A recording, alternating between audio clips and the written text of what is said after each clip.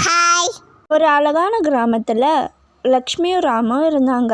இவங்க 2 பேரும் ரொம்ப சந்தோஷமாக வாழ்ந்து வந்துன்னு இருந்தாங்க. ஆனால் ராமோட வருமானமும் ரொம்ப கம்மி. லக்ஷ்மி ஏதாவது ஒரு வேலைக்கு போகலான்னு யோசித்தாங்க. அவங்க சமையலெல்லாம் ரொம்ப நல்லாவே பண்ணுவாங்க, டேஸ்ட்டாகவும் இருக்கும். அதனால் ஒரு குழிப்பணியார கடை வைக்கலான்னு யோசிச்சுன்னு இருந்தாங்க. கொஞ்ச நாள் ஆனதும் குழிப்பணியார கடையும் வச்சாங்க. புது கடையாக இருந்தாலும் அந்த ஊரில் ஒரே ஒரு கடை தான் குழிப்பணியார கடை. வியாபாரமும் நல்லாவே போச்சு. அக்கா, 20 ரூபாய்க்கு குழி பணியாரம் பார்சல் கொடுங்கக்கா. இவங்க கடையில் அடுத்தடுத்து கஸ்டமர்ஸ் வந்துன்னே இருந்தாங்க. ரொம்ப நல்லா வியாபாரம் போயின்னு இருந்துச்சு. பரவாயில்லையே, தொடங்கி கொஞ்ச நாள்லேயே வியாபாரம் நல்லா போகுதுன்னு நினச்சாங்க. கனகான ஒருத்தர் வந்தாங்க.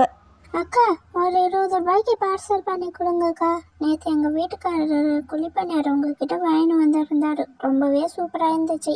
அதனால தான் உங்கள் கடை எங்கே இருக்குன்னு கேட்டு நான் தேடி ஓடி வந்தேன். டெய்லியும் கடை போடுங்க, என் குழந்தையும் உங்கள் குழிப்பணியாரம் விரும்பி சாப்பிட்றான்.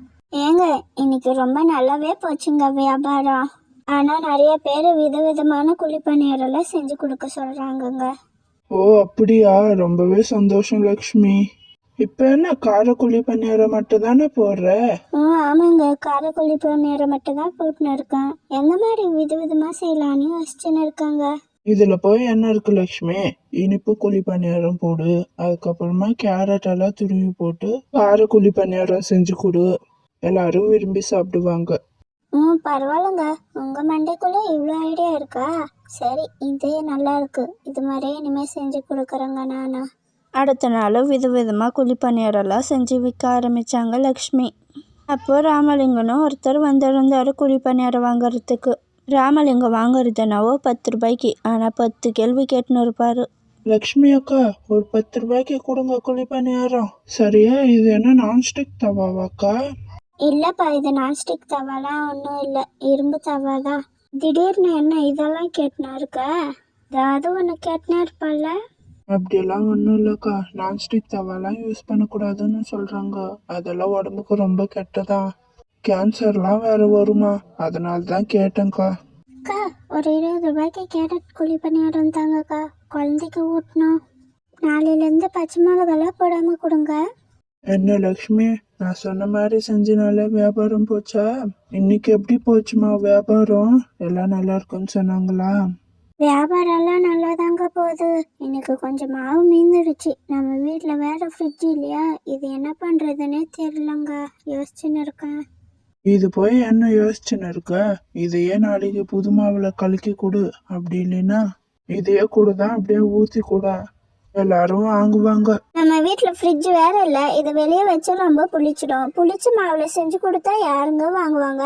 அடுத்த நாள் நம்ம கடையில் வந்து வாங்கவே மாட்டாங்கங்க. சரி, ஏதோ சொல்கிறீங்க, ட்ரை பண்ணி பார்க்குறேன். அடுத்த நாள் அந்த பழைய மாவை வச்சு குழிப்பணியாரம் செஞ்சு கொடுத்தாங்க. அக்கா, 20 ரூபாய்க்கு பார்சல் கொடுங்கக்கா. இதை தரேன் இருமா. அன்றைக்கி உங்களது நல்லா வியாபாரம் போச்சு. அன்றைக்கி கனகான்றவங்க இவங்க கடைக்கு வரவே இல்லை. வியாபாரம் முடிச்சதும் வீட்டுக்கு போனாங்க. ஏங்க, நீங்கள் சொன்ன ஐடியா ரொம்பவே நல்லா ஒர்க் அவுட் ஆச்சுங்க. யாருமே வந்து கம்ப்ளைண்ட்டு பண்ணல, கேட்கல பிடிச்சிட்டு இருக்குன்னு. அடுத்த நாள் கனகா குழிப்பணியாரம் வாங்குறதுக்கு வந்திருந்தாங்க. இவங்க குழந்தைக்கு சாப்பாடு கொடுக்கறதுனால பார்த்து பார்த்து வாங்குவாங்க எங்கே வாங்கினாலும். அக்கா, ஒரு 30 ரூபாய்க்கு குழிப்பணியாரம் தாங்க. பச்சை மிளகாலாம் எதுவும் போடாமல் தாங்க எனக்கு.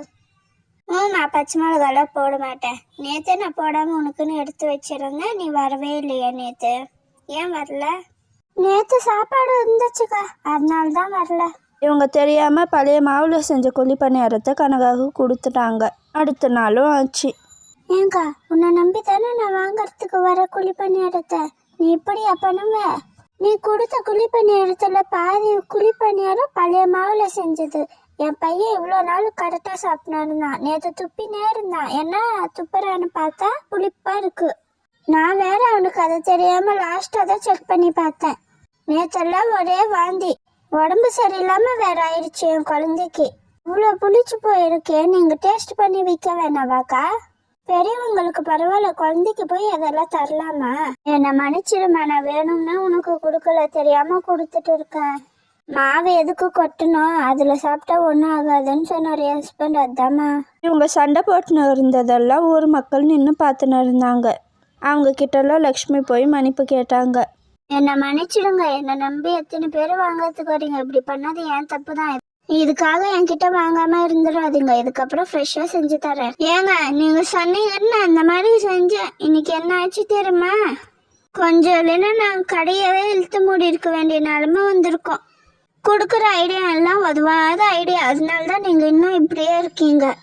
இதுக்கப்புறமாச்சும் இப்படி செய்யாம நேர்மையா இருக்கணும்.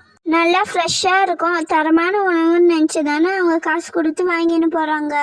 இல்லைன்னா அந்த பழைய மாவில் செஞ்சதை விலை கம்மியாக விற்கணும். ஒரு போர்டும் போட்டு வச்சிடணும் பழையசுன்னு. ஊர் மக்கள் வேற பார்த்தாங்க. எப்படியும் மன்னிப்பு கேட்டதுனால இதுக்கப்புறம் வியாபாரம் தொடங்கும்னு நினைக்கிறேன். பார்ப்போம். கொடுக்குற உணவை நல்ல தரமான முறையிலையும் சுத்தமான முறையிலையும் கொடுக்கணும். அப்போ தான் அதை வாங்குறவங்களோட மனசும் திருப்தியடையும், சந்தோஷமாக சாப்பிடுவாங்க. அடுத்து எந்த மாதிரி கதை உங்களுக்கு வேணும்னு கமெண்ட்டில் சொல்லுங்கள் ஃப்ரெண்ட்ஸ். அடுத்த வீடியோவில் பார்ப்போம். பாய்.